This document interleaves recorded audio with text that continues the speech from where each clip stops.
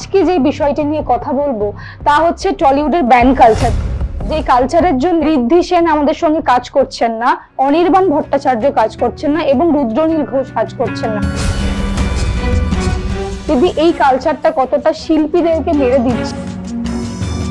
আজকে অনির্বাণ ভট্টাচার্য তো শুধু অভিনেতা নন, উনি পরিচালনাও করেন। এখানে কত মানুষ কাজ করেন, অভিনেতা, অভিনেত্রী, টেকনিশিয়ান। তো আমার মনে হয় এটাকে এইভাবে দেখাটা ভুল, যেটা একজন অভিনেতাকে ব্যান করা হয়েছে বা একজন অভিনেতাকে কাজ করতে দেওয়া হচ্ছে না। এখানে কিন্তু অনেকেরই ক্ষতি হচ্ছে আসলে।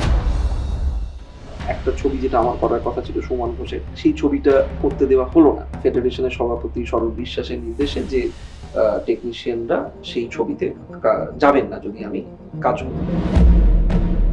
ভেতরের শক্তিটা তো কেউ জানতে চায় না, যে আজকে আমাদের টেকনিশিয়ান বন্ধুদের সাথে আমাদের কিরকম সম্পর্ক। তাদের অনেকে আমার সাথে, আমি খুবই ছোটখাটো কয়েকটা নির্দেশনার কাজ করেছি, ছোট। আমি তো জানি দিনের শেষে তাদের সাথে আমার সম্পর্কটা কি, সুতরাং সেটা তাদের নির্দেশ তো একেবারেই না। তুমি বলেছো যে আমি ক্ষমা চাওয়ার বা কোনো প্রশ্নই তুলছি না, শরৎ বিশ্বাসের দিক থেকেও আসছে যে একবার ক্ষমা চেয়ে নিলে। এটা আমাকে যদি কেউ বলে যে আচ্ছা না, তোমার ভুল হচ্ছে যে তুমি ফেসবুকে পোস্ট করেছো, এটাকে যদি কেউ অপরাধ হিসেবে প্রমাণ দিতে পারে, নিশ্চয়ই ক্ষমা চেয়ে নেবো। কিন্তু এটা যখন কেউ প্রমাণ দিতে পারছে না, তাহলে নিশ্চয়ই আমি ক্ষমা চাইবার কোনো যুক্তি খুঁজে পাচ্ছি না। নমস্কার, আমি তিথি রয়েছি আপনাদের সঙ্গে। তবে আজকে যে বিষয়টি নিয়ে কথা বলবো তা হচ্ছে টলিউডের ব্যান কালচার। যে কালচারের জন্য নানান তাবড় তাবড় অভিনেতারা কাজ থেকে বিরতি নিয়েছে, একেবারে বলা চলে বাতিলের খাতায়। এই মুহূর্তে ঋদ্ধি সেন আমাদের সঙ্গে কাজ করছেন না, অনির্বাণ ভট্টাচার্য কাজ করছেন না এবং রুদ্রনীল ঘোষ কাজ করছেন না। তবে এই কালচারটা কতটা প্রভাবিত করছে তাদেরকে এবং তারা কিভাবে এটাকে সামাল দিচ্ছে তাদের জীবনে, তা আজকে শুনবো। এই মুহূর্তে ঋদ্ধি রয়েছে আমাদের সঙ্গে। ঋদ্ধি, তোমাকে অনেক অনেক স্বাগত। দিদি, এই কালচারটা কতটা শিল্পীদেরকে মেরে দিচ্ছে আস্তে আস্তে, কারণ ভেতরে ভেতরে একটা ক্ষতি যতক্ষণ যেভাবে হচ্ছে, পরবর্তী কাজ করার আগে 4 গুণ ভাবতে হবে শিল্পীদেরকে। আমার মনে হয় এটা এমন না যে, মানে ঘটনাটা শুনে এরকম অনেকেরই মনে হচ্ছে যে, বা এমন ভাবে প্রজেক্টেড হচ্ছে যে যেন এটা প্রথমবার পশ্চিম বাংলাতে ঘটলো আর কি। কিন্তু মানে এই ধরনের ব্যান কালচার বা মানে মানে এটাকে এক অর্থে ব্যান কালচার বলতে খারাপই লাগছে, কারণ কালচার কথাটা এটার সাথে কোনোভাবেই যায় না, মানে যদি আমরা এখানে অন্যভাবে ইউজ করে থাকি। কিন্তু এই প্রথাটা বলতে গেলে বিভিন্ন সময় সারা পৃথিবীতে ঘটেছে, যে আজকে যে কোনো গোষ্ঠী হতে পারে, রাজনৈতিক গোষ্ঠী বিশেষ করে, তাদের সাথে যদি মতবিরোধ হয়, তো সেখানে তাদের আগ্রাসনের ফলস্বরূপ এরকম ভাবে কাজ করার স্বাধীনতাকে মানে আক্রমণ করা বা কাজ বন্ধ করে দেওয়া, বা প্রকাশের মানুষের যে বেসিক নিজেকে প্রকাশ করার যে অধিকার, তার মতন করে প্রকাশ করার অধিকার, সেটাকে বন্ধ করে দেওয়ার ঘটনা নজির বহুবার বিশ্বে ঘটেছে, এখনো ঘটে চলেছে। সুতরাং পশ্চিমবাংলা তো আর সেটা থেকে বাইরে নয়, সুতরাং এটা তো পৃথিবীরই একটা অংশ। একই ধরনের মানুষ পৃথিবীর সমস্ত জায়গায় বসবাস করে, সুতরাং সেখানে এরকম একটা ঘটনা যেটা ঘটেছে সেটা খুবই আনফরচুনেট যে এরকম একটা ঘটনা ঘটেছে, এবং সেটা এতটাই অপ্রাসঙ্গিক এবং এতটাই মানে অপ্রাসঙ্গিকের থেকেও মানে এতটাই মানে তার মধ্যে কোনো রকমের আইনি এখতিয়ার নেই যেহেতু, সেই জন্যই মানে এখন প্রথমে খুবই অবাক লাগছিল, এখন একটু হাস্যকরই লাগছে যে এটা এমনই আমাদের কর্মক্ষেত্রের অবস্থা, যে এমনি পশ্চিমবাংলা রাজ্যের জায়গা থেকে আমরা কলকাতা একটা ছোট জায়গা, পশ্চিমবাংলাও একটা ছোট জায়গা, সেখানে আমাদের যে ফিল্ম ইন্ডাস্ট্রি বা চলচ্চিত্র জগৎ, সেখানে এমনি সারা বছর যে প্রচুর কাজ হয় নিয়মিত, সেরকম নয়। কারণ মুম্বাইতেও যদি আপনি দেখেন, এখন সেখানেও কাজের ধরন বদলে গেছে, কাজের সংখ্যা কমে যাচ্ছে ডিজিটাল মিডিয়ার রাইজ হওয়ার পর থেকে। সুতরাং অনেক রকমের ভাবে এন্টারটেনমেন্ট ইন্ডাস্ট্রি কিন্তু সারা বিশ্ব জুড়েই একটা কনফিউশনের মধ্যে দিয়ে যাচ্ছে। তার মধ্যে আমরা এমন একটা জায়গাতে বিলং করি যেখানে আমাদের মার্কেট সাইজটা অনেক ছোট, সুতরাং স্বাভাবিকভাবেই কাজের সংখ্যাটাও কমে গেছে। সুতরাং সেই রকম একটা সময় দাঁড়িয়ে ভালো শিল্পী খারাপ শিল্পীর বিচারটা তো একটা, কি বলবো, এটা তো একটা রিলেটিভ ব্যাপার। সুতরাং মানুষ সেটা বিচার করবেন কার কাকে ভালো লাগে, কার কাকে ভালো লাগে না, কিন্তু কর্মরত যে কোনো শিল্পীর কাজ করার অধিকার রয়েছে, এবং তার মধ্যে এখানে কাজের সংখ্যাটা এতটাই কম। তখন যদি আমি আপনাকে এসে বলি যে দেখুন এমনি হয় কাজ 5টা, তার মধ্যে কিন্তু আমি আপনাকে কাজ করতে দেবো না, সুতরাং সেটা হাস্যকর। সেটা করে যেটা আখেরে হয় যে একটা মানুষের ক্ষতি হলে মনে হয় যে হয়তো একটা মানুষের ক্ষতি হচ্ছে, কিন্তু আমরা বুঝি না যে আনুষাঙ্গিক তার চারপাশেও যারা রয়েছে তাদেরও কিন্তু এক প্রকারের ক্ষতি হয়। কারণ ধরুন আজকে ধরুন একটা ছবি যেটা আমার করার কথা ছিল সুমন ঘোষের, সেই ছবিটা যে আমি করতে পারলাম না বা করতে দেওয়া হলো না, ফেডারেশনের সভাপতি স্বরূপ বিশ্বাসের নির্দেশে যে টেকনিশিয়ানরা সেই ছবিতে যাবেন না যদি আমি কাজ করি। অথচ ভেতরের শক্তিটা তো কেউ জানতে চায় না যে আজকে আমাদের টেকনিশিয়ান বন্ধুদের সাথে আমাদের কিরকম মানে সম্পর্ক। তারা আমাকে একদম জন্মাতে দেখেছেন, ছোটবেলা থেকে দেখেছেন। তাদের সাথে আমি বিভিন্ন বয়সে কাজ করেছি এবং তাদের সাথে আমি অভিনয়ের কাজ তো করেইছি। তাদের অনেকে আমার সাথে আমি খুবই ছোটখাটো কয়েকটা নির্দেশনার কাজ করেছি। ছোট মানে মানে বড় ছবি হয়তো না, কিন্তু ছোট ছবি বানিয়েছি আমি, মিউজিক ভিডিও বানিয়েছি, সেখানেও তারা আমার সঙ্গে কাজ করেছেন। তো আমি তো জানি দিনের শেষে তাদের সাথে আমার সম্পর্কটা কি। সুতরাং সেটা তাদের নির্দেশ তো একেবারেই নয়। এটি একজন ব্যক্তি বিশেষের নির্দেশ। তার মনে হয়েছে যে এই কাজ করতে দেওয়ার বিষয়টা ইনি ঠিক করে দিয়েছেন যে একে বা তাকে বা অমুক যদি কাজ করেন তাহলে আমরা সেখানে টেকনিশিয়ান এটা কি লিখিতভাবে পাবলিশ হয়েছে? সম্ভব হয় না। এটা তো কোনো আইনি এখতিয়ার নেই যেহেতু, সুতরাং এটা কোনো লিখিত তো কেউ দেবে না আপনাকে। তো এইবার যেটা হলো যে ধরুন আমি একটা ছবিতে কাজ করতে পারলাম না, সুমন ঘোষের ছবিটা করতে পারলাম না, তাতে শুধু আমার না, আমার সঙ্গে তো আরো অনেকে অভিনয় করছিলেন, তাদের তো ডেট নেওয়া হয়েছিল, বা আরো টেকনিশিয়ানদের তো ডেট পেয়েছিলেন, কারণ টেকনিশিয়ানদের হাতেও তো এখানে বছরে তো আমাদের প্রচুর ওয়েব সিরিজ, প্রচুর ছবি, তা তো হয় না। আমাদের এখানে একজন টেকনিশিয়ান যেভাবে সংসার চালান সেটা ভীষণ কঠিন, কারণ আজকে আমাদের পেশাটা এতই এত মানে কি বলবো, মানে মানে ক্ষণস্থায়ী একটা পেশা যে আজ তোমার কাজ আছে তো কাল তোমার কাজ নেই। সুতরাং এটা তো ঠিক, মানে এখন যে কোনো পেশারই মানে ভীষণভাবে মানে সবাই ইনসিকিউর হয়ে পড়েছে, কিন্তু অভিনয় বা এই বিনোদন জগতের সাথে যুক্ত তারা প্রত্যেকেই জানবেন যে তোমার হয়তো একটা মাসে পরপর প্রচুর কাজ এলো, তারপরে 6 মাস তোমার আর কোনো কাজ এলো না। এবং আমাদের এখানে পারিশ্রমিকটাও এতটাই কম, সেখানে যারা টেকনিশিয়ান বা অন্যান্য অভিনেতারা কাজ করছেন প্রত্যেকেই যে পারিশ্রমিকটা পান এখানে, সেটা দিয়ে কিন্তু মানে সংসার চালানো খুবই কঠিন আমি জানি। সুতরাং সেখানে যদি একটা ছবিও বন্ধ হয় বা একটা ছবিও শেলড হয়ে যায়, তাহলে কিন্তু সেটার ক্ষতিটা অনেক বড়। আজকে অনির্বাণ ভট্টাচার্য তো শুধু অভিনেতা নন, উনি পরিচালনাও করেন। তো ওনার পরিচালনার কাজ হলে সেখানে কত মানুষ কাজ করেন, অভিনেতা, অভিনেত্রী, টেকনিশিয়ান, বা উনি যদি ছবিতে অভিনয় করেন তাহলে সেই ওনার সঙ্গে সঙ্গে আরো অভিনেতারাও আছে। তো সেই সংখ্যাগুলো যদি কমে যেতে থাকে, তাহলে সেটা শুধুমাত্র আমার মনে হয় এটাকে এভাবে দেখাটা ভুল যে এটা একজন অভিনেতাকে ব্যান করা হয়েছে বা একজন অভিনেতাকে কাজ করতে দেওয়া হচ্ছে না। এখানে কিন্তু অনেকেরই ক্ষতি হচ্ছে আসলে। তুমি এর পরবর্তী স্টেপ যখন নেবে কাজের জন্য, তখন কি মাথায় কিছু রেখে বা কোনো স্ট্র্যাটেজি মেনটেন করে কাজ করবে? ক্রিকেট ম্যাচ না, কারণ ফেসবুকের একটা পোস্ট থেকে আমরা দেখেছি যে এত বড় একটা জল্পনা সৃষ্টি হয়েছে, সেখান থেকে দাঁড়িয়ে কি এইগুলো তুমি মাথায় রাখবে? মাথায় রাখার কথাই উঠছে, মাথায় রাখার কথা তখনই ওঠে যদি আমি যেটা বেআইনি কাজ করি। আমি যদি কালকে সত্যি এটা বেআইনি মানে সংবিধানের না, মানে সংবিধানে যা যা লেখা আছে সেটার এগেনস্টে গিয়ে আমি এমন কিছু একটা পদক্ষেপ নিই, তখন আমি ভাববো যে এই বাবা আমি তো সংবিধান বিরোধী একটা কাজ করছি, তো আমার সংবিধান আমাকে এই রাইটটা দেয় না। তো এবার আমি আমার ফেসবুক পোস্টে কি লিখবো পরবর্তীকালে সেটা তো আমার বাক স্বাধীনতার মধ্যেই পড়ছে। আর স্ট্র্যাটেজি মেনটেন করে কি শৈল্পিক কাজ বা একজন মানুষ বাঁচতে পারে? এটা তো মানে আমি সত্যি স্পোর্টসম্যান হতাম, আমি স্ট্র্যাটেজি করতাম, কিন্তু আমি তো অভিনয় করতে ভালোবাসি, থিয়েটার করতে ভালোবাসি, মানে বা বিভিন্ন রকমের শিল্পকর্মের সাথে যুক্ত থাকতে বা শিখতে ভালোবাসি। তো সেটা তো ঠিক স্ট্র্যাটেজি মেনে আমি কখনো করিও নি, তো করার কোনো প্রয়োজনও বোধ করছি না। আর আমার নিজস্ব যেটুকুনি বক্তব্য সেইটা বলার তো অধিকারটুকুনি আমার মানে রাজ্য দেশ তো আমাকে দিয়েইছে নাগরিক হিসেবে, সুতরাং সেখানে তো ভাবার কিছু নেই যদি আমি বেআইনি কোনো কথা বলি। ইন্ডাস্ট্রি থেকে কারোর মাথায় এইভাবে মানে মাথা না হলেও কাউকে সরাসরি কি কোনো প্রশ্ন করা যেতে পারে না বলে মনে হয়? কারণ ইদানিং আমরা দেখেছি যে সোজাসাপটা মানুষ বা সোজাসাপটা কথা খুবই কম হয়, তো সেই ক্ষেত্রে কি মন রেখে কথা বা কাজ মেনটেন করার জন্য কথা বলতে হয়? এটা শুধু ইন্ডাস্ট্রি বলে না, এটা আপনি আমাকে বলুন এটা কোথায় নেই? কিন্তু ইন্ডাস্ট্রিতে ইদানিং বেশি, কারণ বেশি কারণ এই ইন্ডাস্ট্রিটা আমাদের আপনাকে বুঝতে হবে যে বিনোদন জগৎটা চর্চায় বেশি থাকে।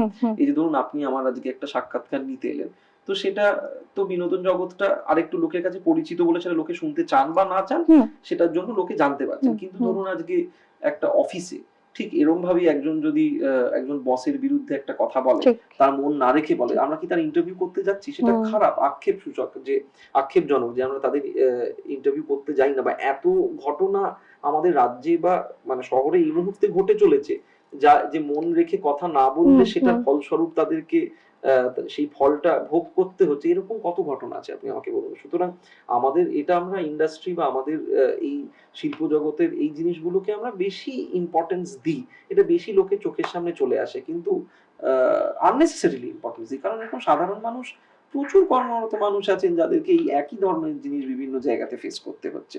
আজকে আপনি রাজ্যের একটা রাজনৈতিক দলেও যদি কেউ তার দলনেতার বা নেত্রীর বিরুদ্ধে কথা বলে তাকেও বহিষ্কার করে দেওয়া হয়। সুতরাং সর্বত্র এই জিনিসটা আছে। সুতরাং আমাদের এখানে বেশি হচ্ছে না কম হচ্ছে বলে আমি মনে করি না। এটা একটা পৃথিবীর সমস্ত জায়গাতেই এই নিয়মটা একটা অলিখিতভাবে কোথাও আছে। ঠিক যেরকম এই চিঠিটা একটা অলিখিত ব্যান, অলিখিত চিঠি, সুতরাং একটা অলিখিত নিয়ম যে তুমি আমার বিরুদ্ধে কথা বললে আমি সেটা শুনতে পছন্দ করব না এবং তোমাকে আমি সেটার জন্য একটা তোমাকে একটা ফল ভোগ করতে হবে। কি মনে হচ্ছে যে এই যে আমরা ঘোরটা দেখছি যেখানে কাজ একের পর এক চলে যাচ্ছে, এবং অনির্বাণ ভট্টাচার্যের একটা ছবি যেখানে বললে যে অনেক ক্রু অ্যান্ড কাস্ট রয়েছে, তারা কাজ করতে পারছে না, টেকনিশিয়ানরা বাদ, রুদ্রনীল ঘোষও বাদ রয়েছে, আমাদের কি সামগ্রিক বৈশিষ্ট্যটা বা চিত্রটা কোথাও গিয়ে একটা নষ্ট হতে চলেছে আগামী 10 বছরে বলে মনে হচ্ছে?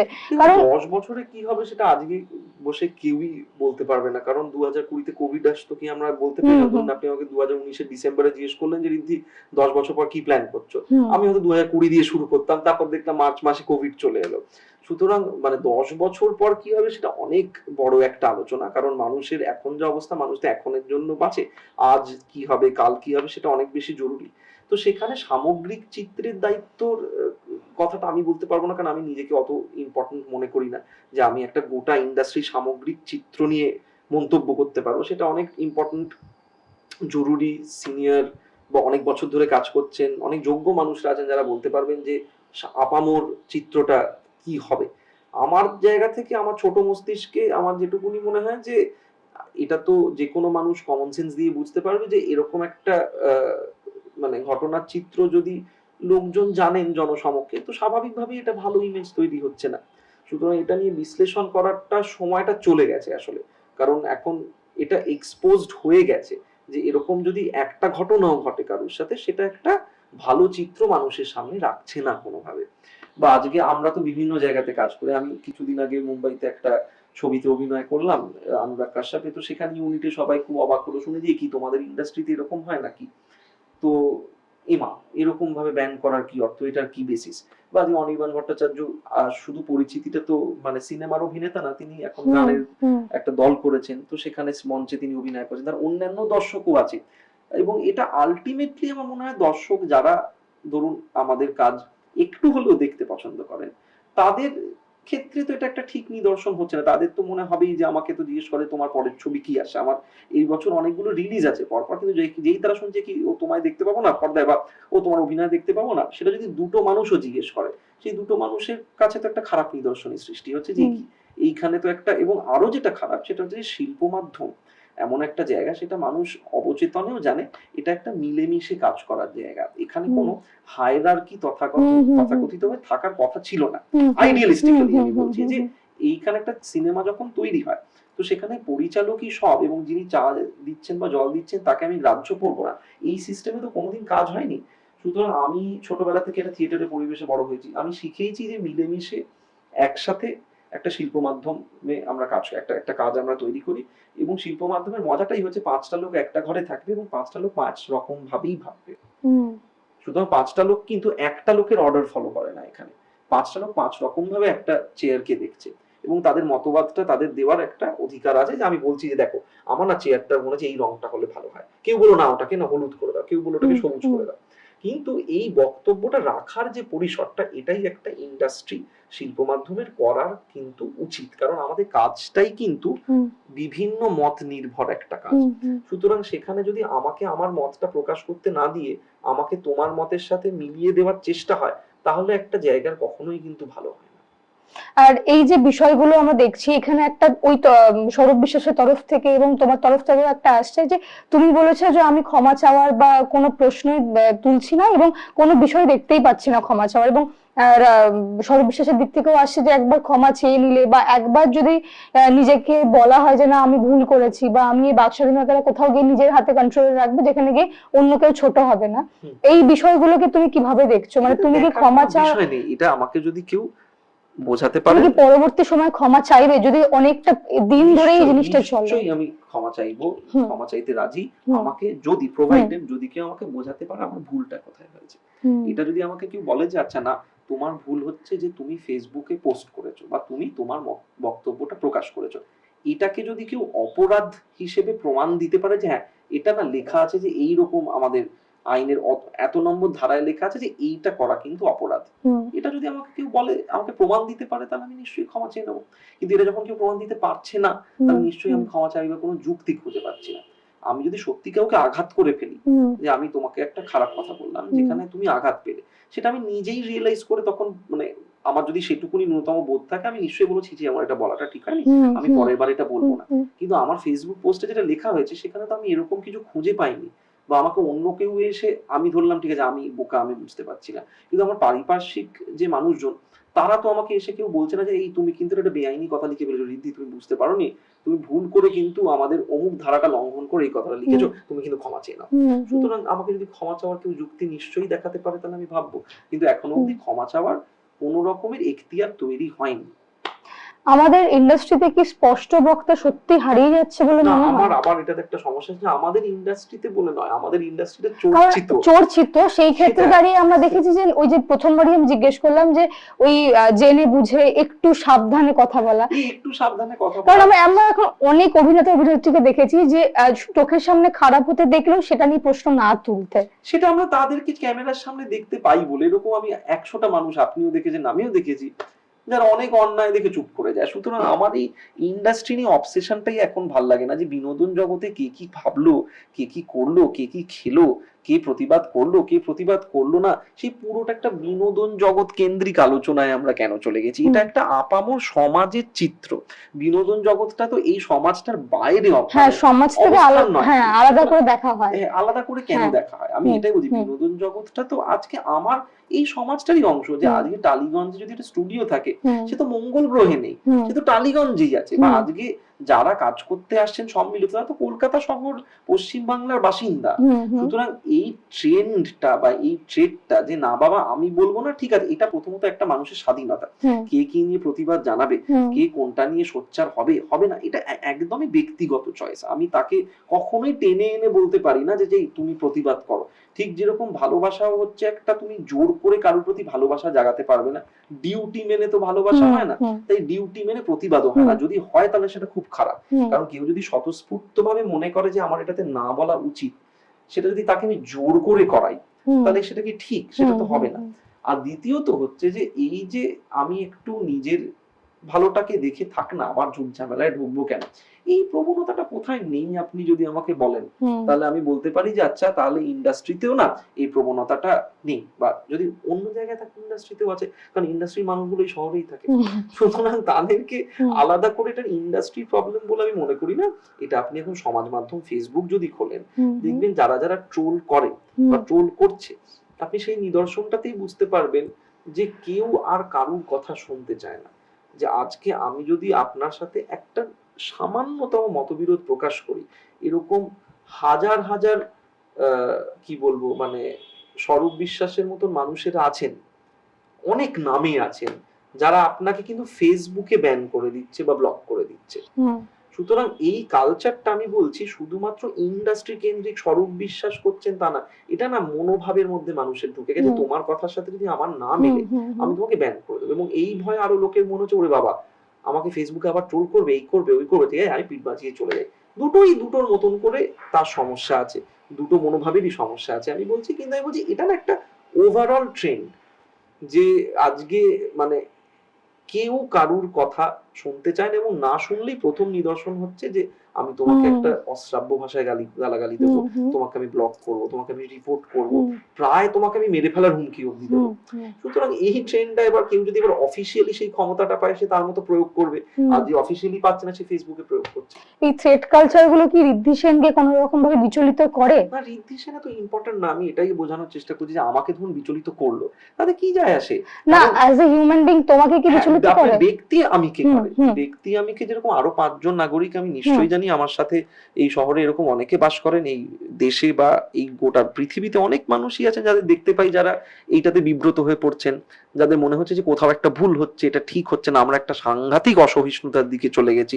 ঠিক সেই তাদের মতো আমারও মনে হয় যে এটা আমরা হঠাৎ করে কি করে হয়ে গেল, মানে এক রাত্রিরে তো হয়নি, এটা হয়তো বহু বছর ধরেই ছিল, আজকে একটা আমরা প্রকাশ করার যন্ত্র হাতে পেয়েছি, সেই জন্য আমরা প্রকাশ করছি।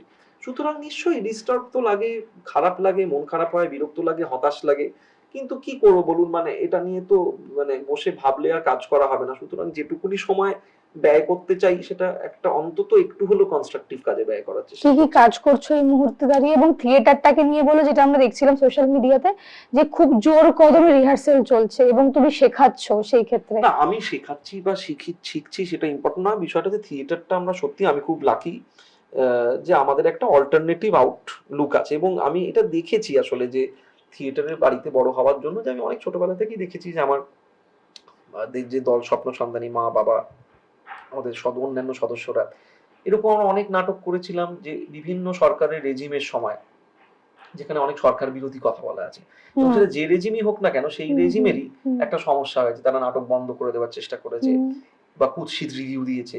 সুতরাং এটা আমি অনেক ছোটবেলা থেকে দেখেছি যে তোমার মতের সাথে না মিলে লোকে এইভাবেই রিয়াক্ট করে। হুম তাই জন্য আমি এটা নিয়ে খুব সাংঘাতিক বিচলিত বিব্রত হচ্ছি না। হুম মানে আক্ষরিক অর্থে পকেটের টানের জন্য নিশ্চয়ই হচ্ছি, কারণ আজকে যদি আমাদের মনে হয় যে আমাদের পেশাটা খুব সিকিউর, সেটা দেখলে নিশ্চয়ই মনে হয়, কারণ আমাদের অভিনেতা অভিনেত্রীদের বা আমাদের সাথে চলচ্চিত্র জগতে যারা যুক্ত তাদের অনেক রকমেরই আমরা দেখতে পাচ্ছি যে তারা আজ রাজনীতি জয়েন করছেন, কাল করছেন, হুম সেটাকে আমি সম্মান জানিয়ে বুঝি, তাদের চয়েস, আমি সেটাকে ছোট করছি না।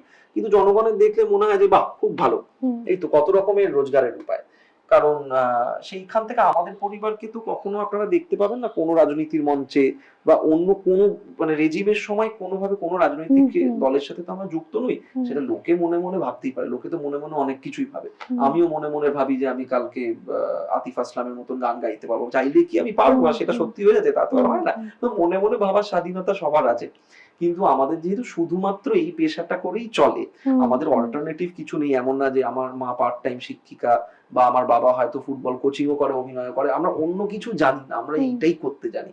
আর থিয়েটার থেকে আমাদের কোনো আয় হয় না, কারণ থিয়েটারটাকে আমরা আয়ের জায়গা হিসেবে দেখি না, কোনোদিনই দেখিনি, সেগুলো দীর্ঘ কারণ আছে। সুতরাং থিয়েটারটা আমাদের একেবারেই ভালো লাগার জায়গা এবং ব্যক্তিগত বিশ্বাসের জায়গা থেকে করা, সেটা ঠিক ব্যবসায়িক একটা জায়গা থেকে আমরা দেখি না। সুতরাং আমাদের শুটিংটাই হচ্ছে রোজকার ভাত ডাল কেনার একমাত্র পেশা। তো সেই জায়গা থেকে একটা বিচলিত হওয়ার খুব স্বাভাবিক একটা জায়গা আছে যে কি হবে। হুম কিন্তু আমি খুব অবাক নই, কারণ আমি এই থিয়েটারের সাথে যেহেতু যুক্ত, আমি দেখেছি যে হুম সেটাকে বিভিন্ন সময় বিভিন্ন মানুষ নানানভাবে ভয় পেয়েছে। থিয়েটার করে যাচ্ছি, হ্যামলেটের আমাদের যে প্রযোজনা ৪ বছর ধরে প্রায় চলছে, সেটার এর মধ্যে মুম্বাইতে শো ছিল, কলকাতায় শো ছিল, সেটার চমৎকার সাড়া পাচ্ছি, এবং আমাদের নতুন নাটকও মঞ্চস্থ হয়েছে যেখানে মা আর বাবা অভিনয় করছেন। আর আমার অনেকগুলো রিলিজ এই বছর আছে। একটা অনুরাগ কাশ্যপের একটা ছবি করলাম বান্দার বলে, হুম সেটা ২২শে মে রিলিজ করছে। পাভেলের নির্দেশনায় দুটো ছবি করেছিলাম কয়েক বছর আগে, একটা মন খারাপ আর একটা ডাক্তার কাকু। হুম হুম এই দুটো ছবি রিলিজ করবে। হুম দেবালয় ভট্টাচার্যর একটা ছবি আগের বছর করলাম ভুগুন বলে, তাতে অভিষেক ব্যানার্জি পাঠ করেছেন, যিনি পাতাল লোকে ছিলেন, অনেকেই জানেন, খুব ভালো অভিনেতা। প্লাস আমাদের এখানেও চমৎকার অভিনেতা অভিনেত্রীদের নিয়ে একটা ছবি করেছেন দেবালয় দা, ওনার ছবিতে কাজ করলাম। আর ব্রাত্য বসুর একটা ছবিতে কাজ করলাম, চঞ্চল চৌধুরী আছেন, সীমা বিশ্বাস আছেন, অঙ্গনা আছে, লোকনাথ দে আছে। সেই ছবিটার নাম হচ্ছে শেখর, সেটারও ডাবিং ইতিমধ্যে কমপ্লিট হলো, তো সেইটাও মুক্তি পাবে। তো আর আমি নিজের মতন করে কিছু কাজ করার চেষ্টা করছি, পরিচালনার কাজ, সেটা আমরা আমাদের মতন করে ভাবনা চিন্তা করেছি, সেটাও করছি। একটা পরবর্তীকালে এই গোটা বছর জুড়ে আর কি কিভাবে কিভাবে সেই কাজগুলোকে এক্সিকিউট করা যায়, কোথায় করা যায়, কিভাবে করবো, সেগুলো নিয়ে আলোচনা চলছে। শুধু আমাদের ক্রিয়েটিভ জায়গাটা জোর কদমেই চলছে। আমরা আড্ডা শেষ করব, তবে বিষয়টা যেটা নিয়ে আমরা বলি, ইদানিং কথোপকথন হচ্ছে সবার মধ্যে, যে শিল্পীর গায়ে যদি কোনো রং থাকে, সবুজ গেরুয়া লাল বা কোনো রং থাকে, সেই ক্ষেত্রে কি তার ব্যক্তিগত জীবনটা এবং কাজের জায়গাটা, এই দুটোকে খুব স্বাচ্ছন্দ্যে সে করতে পারে? সেটা দেখুন, যে করছে সে উত্তর দিতে পারবে। আমাকে যদি জিজ্ঞেস করেন, আমি পারবো না কোনোদিন এই জিনিসটা করতে। তোমার মনে হয় এই বিষয়টাকে? না, এবার ধরুন কেউ যদি মানে একসঙ্গে ভাতও খেতে পাচ্ছে, আবার তার সঙ্গে রুটিও খেতে পাচ্ছে, এবং তার সঙ্গে ধরুন মানে ফলাহারও করতে পারছেন, তার সঙ্গে রসগোল্লাও খেতে পাচ্ছেন, এবং এটা যদি কেউ একসাথে খেয়ে ম্যানেজ করতে পারে এটা, তাহলে তার সেটা ডাইজেস্টিভ সিস্টেমের ক্যাপাসিটি। এবার আমি যদি একসাথে এখানে বসে এখন লঙ্কার আচার খাই, ডালও খাই, চিকেন স্টুও খাই, আবার তার সঙ্গে আমি একটু মানে কাচকি মাছের চচ্চড়িও খেয়ে নিই, আবার একটু বিরিয়ানির কাবাব কোফতাও খেয়ে নিই, আমার পেট খারাপ হয়ে যাবে, আমি এতটা ডাইজেস্টই করতে পারবো না। এবার এটা ডাইজেস্টিভ সিস্টেমের ক্যাপাসিটির উপর ডিপেন্ড করছে। এবার যদি কেউ সত্যি সত্যি করতে পারেন, তাহলে আমি তাকে সাধুবাদ জানাই। কিন্তু আমার মনে হয় যে আমাদের পেশাটা যেটা মানে যেটা অভিনয় করা হতে পারে, সিনেমা বানানো হতে পারে, থিয়েটার করা, গান করা, হোয়াটএভার, যে কোনো শৈল্পিক পেশা, সেইটা যদি কেউ পেশাগতভাবে করতে চায় তাকে হোল টাইমার হতে হবে। ঠিক যেমন রাজনীতিও, কারণ আজকে রাজনীতি একটা পার্টিতে যদি কেউ জয়েন করে, আমাদের এই মুহূর্তে যে বিপুল সংখ্যক সমস্যা একটা রাজ্যে বা একটা আপনি ছোট ওয়ার্ডে যান, আপনাকে রাজ্য কলকাতা ছেড়ে দিন, একটা ছোট ওয়ার্ডে যে সংখ্যক সমস্যা এবং যে সংখ্যক সমস্যা আসতে চলেছে সেটাকে মিট করতে গেলে সত্যি সত্যি যদি জনসেবা করতে চাই, আমাকে না ওটা 24 ঘন্টা করতে হয়। আমি সেটার মাঝখান থেকে সময় বার করে একটা অন্য মানুষ হয়ে ওঠার কাজ, যে আমি একটা চরিত্র পেলাম, এটা হয়তো খুব সহজ মনে হয় যে তুমি অন্য চরিত্র হয়ে উঠছো, এই তো আমি মুখে রং মাখলাম, কস্টিউম পরলাম, একটা চরিত্র হয়ে গেলাম, ওভাবে তো হওয়া যায় না, সেটা একটা প্রসেস আছে। এবার এই দুটো প্রসেস একসাথে কি করে হবে সেটা আমি সত্যি জানি না, মানে এটা খুবই কঠিন। এবার যদি সত্যিকার এই অতিমানবিক এই ক্যাপাসিটিটা থাকে তা তো দারুণ, আমি তো বললাম, কিন্তু হতেই পারে যে কেউ মানে একসাথে বসে মানে সোনা মুগের ডাল আর বিরিয়ানি একসাথে খাচ্ছে। বুদ্ধির কি ইচ্ছা আছে কোন রাজনৈতিক দলে পরবর্তী সময়ে? পারবোই না, ইচ্ছা আমি যে আমার তো আমি বললাম না যে আমার ডাইজেস্টিভ সিস্টেমটা উইক, সুতরাং আমার পক্ষে আমি যেটুকুনি অভিনয় করতে গিয়ে আমি ভাবি যে আমি কুলিয়ে উঠতে পারছি না, ওরে বাবা এত বড় একটা চরিত্র করব, এটাতে আমি খুব চাপ হয়ে যায়। আমি হ্যামলেটের মতন একটা নাটক যখন করি 3 ঘন্টা 10 মিনিট মঞ্চে অভিনয় করতে হবে, আমার মনে হয় ওরে বাবা এরপর পরের দিন আমি কি করে কাজ করব। তো আমার জন্য আমি যদি একটা কোনো পরিচালনার কাজে ছোট কাজেও যুক্ত থাকি, আমার মনে হয় ওটাই আমার সময়টা এতটা নিয়ে নিচ্ছে যে আমার বাড়িতেও লোকজন মানে মাঝে মধ্যে স্বাভাবিক মানে হচ্ছে যে এই তুই তো সারাক্ষণই নিজের স্পেসে বসে আছিস, ভাবছিস, এই করছিস, তুই দেখ এখানে কি হচ্ছে ওখানে কি হচ্ছে, সেটা কেউ কমপ্লেন করে না, কিন্তু মানুষ এইটুকুনি এক্সপেকটেশনটা, আমি বলছি এইটুকুনি 6 মিনিটের মিউজিক ভিডিও করছি, তখনই আমার একটা গোটা মাস চলে যায়, ওরে বাবা আমি এটাকে ঠিক করে ভাবতে পারছি তো। তার মধ্যে এতগুলো মানুষের দায়িত্ব নেওয়াটা তো আর চ্যাংড়ামো নয়। আমাকে যদি আজকে মানুষ নির্বাচনে জেতান এবং সেই দায়িত্ব একটা ভারপ্রাপ্ত আমি হই, আজকে যখন একজন অডিয়েন্স একটা 500 টাকা 300 টাকা বা 100 টাকার টিকিট কেটে আমাকে দেখতে আসেন, আমার সেটার জন্য একটা প্রচন্ড চাপ অনুভব হয় যে একটা মানুষ 50 টাকা আমার জন্য দিলে, তো সেখানে একটা ভোটের দাম আপনি বুঝতে পারছেন, রাতে ঘুম চলে যাওয়ার কথা। আমি যদি জানি আমাকে বিপুল মানুষ এই ভোটটা দিয়েছেন আর আমি সেই ওয়ার্ডে সেই কনস্টিটিউয়েন্সিতে আমি ইনাফ সময় দিচ্ছি না বা ইনাফ তাদের জন্য থাকছি না, মানে মানে সারা বছরের জন্য ঘুম উড়ে যাওয়ার কথা। সুতরাং এতগুলো জিনিস একসাথে কি করে মেনটেন করা, এই উত্তর আমার কাছে নেই, যারা পাচ্ছেন। কথোপকথন শেষ করব এখানেই। আমাদের জানাবেন কথোপকথন থেকে কি বুঝলেন, কি শিখলেন, কারণ আমার মনে হয় যে নিজের জীবনে যতটুকু সময় আমরা দিচ্ছি সেটাকে একেবারে এফোর্টলি দেওয়া এবং তার মধ্যে প্রত্যেকটা বিষয়কে নখদর্পণে রেখে সঠিকভাবে দেওয়া উচিত।